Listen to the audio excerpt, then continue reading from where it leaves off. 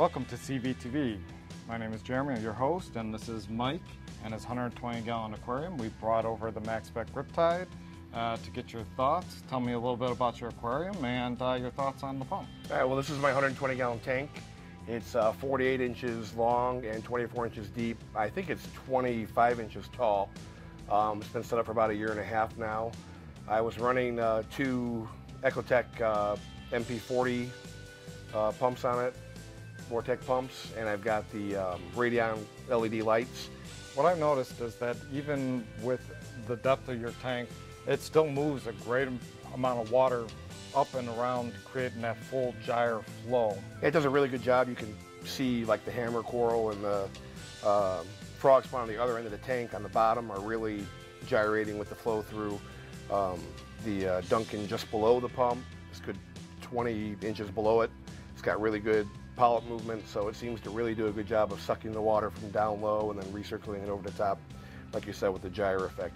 Now, Mike, another thing that we were showing with the positioning of the tank, what did you think of how it can hide in the back corners and still provide that same amount of flow that it did mounted horizontally on one of your side panels? I think it was really impressive how the pump was able to, force the water, past the overflow box, past my towers of rock, and you can still see flow coming around the front of the tank.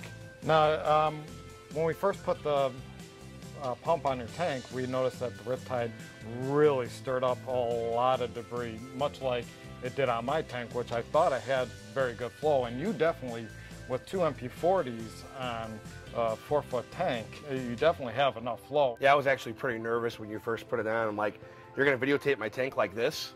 Because there was so much stuff just blown out of the rocks, floating all over the place. I really am impressed with the RipTide's water flow. Because it has a wider output for water, it seems to just move so much more water across the tank. My corals seem really happy with good polyp extension. They don't seem like they're getting blasted like if they were getting hit directly by my MP40s, for instance, where I have to kind of keep them blowing away. It's a really cool pump. All right, Mike, well, I appreciate you spending time with us, letting us stick our hands in your tank, and giving you a feel for what's up and coming through MaxSpec with their new pump. Well, I appreciate you guys coming out, and I'm looking forward to buying one when they're on the market.